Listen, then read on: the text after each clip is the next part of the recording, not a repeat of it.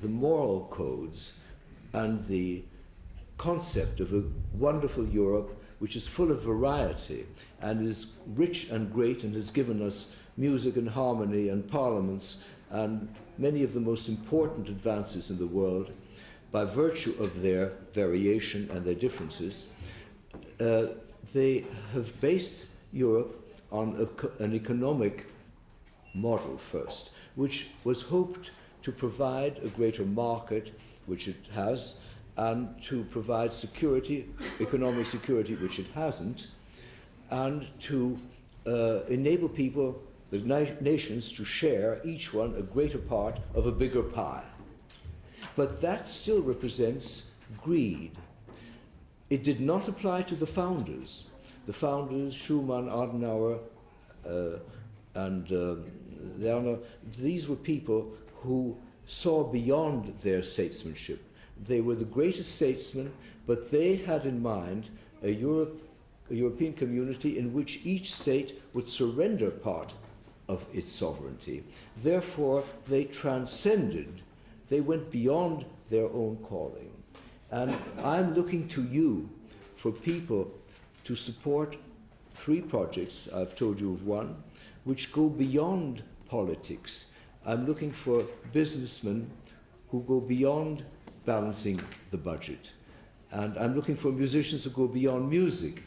And people who transcend their own immediate profession and calling, who see beyond. My suggestion to you, and it's something that we have started, is what I call this Assemblée de culture. You have extended a bureaucracy of nations competing with each other, regulating a great many small details which may be necessary, and establishing a web of regulations over the whole of Europe. Some of those are very good. I'm all in favor of regulations that govern working conditions, for instance, in factories. Even those have been opposed, however, on the grounds that if you give too much concessions, you won't be able to sell your product at a competitive price. Now, that must be discussed, and certain of the objections come from, as I said, a rebirth of this idea of sovereignty, a resistance to the euro out of negative reasons. But there are also positive reasons. People have their way of being, they have their language, they have their traditions, they have Europe consists not only of many states, but it consists of even many more cultures. The cultures have never been really protected by the state. The state cannot protect minority cultures adequately. They cannot give them a voice because the state is concerned with defense of frontiers. It's concerned with balancing the budget. It's concerned with interests which are definitely how shall I say, defense, commercial, diplomatic, and also with lobbies. So states are at the mercy of many forces which are antagonistic to the respect due each culture, which has much to contribute. These cultures are not represented. They don't have a voice. And it's especially, well, all I have to do is mention some regional cultures, many of them anxious in Eastern Europe to join the community because they have no security on their own. Nomadic cultures, like the Gypsies, and you know maybe of the concert that we are doing on the 24th of November, illustrating the epic voyage of gypsies from Rajasthan, India to Spain, ending up with the flamenco in Spain. But this is aside. But the gypsies have no voice. We know how they are persecuted in Romania, even in the Czech Republic, and etc. But they brought us their music.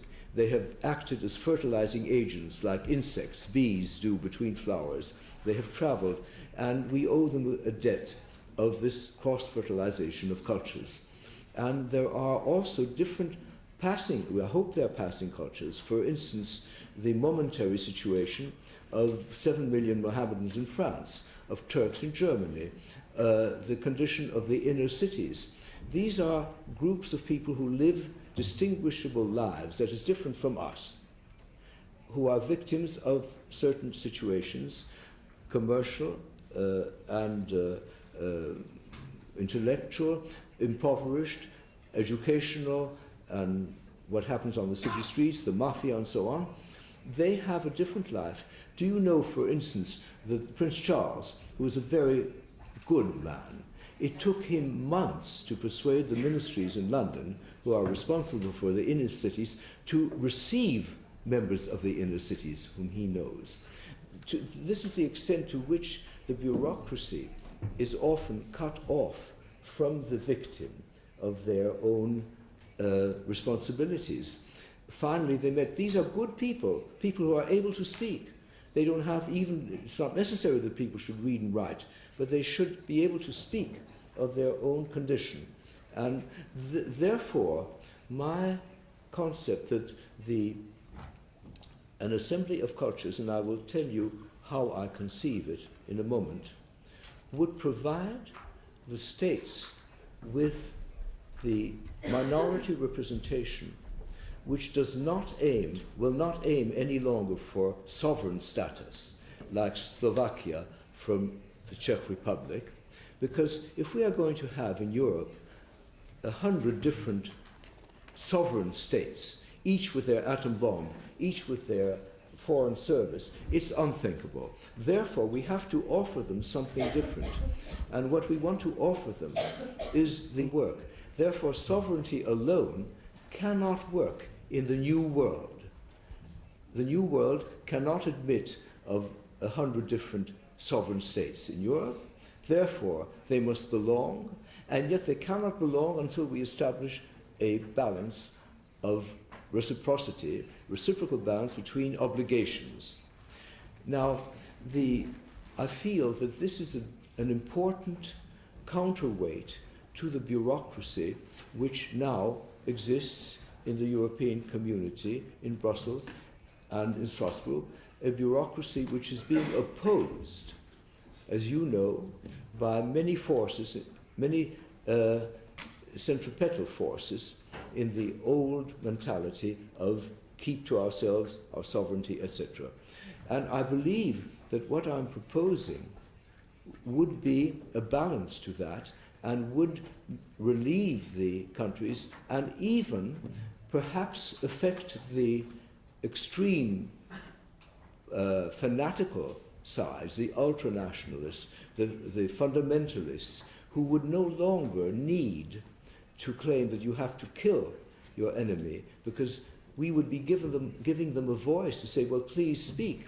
We wouldn't be giving the terrorists a voice, but we would be giving those people who would be able to address a meeting like this in perfect understanding, who would be broad-minded enough to know that they live in a world with other people,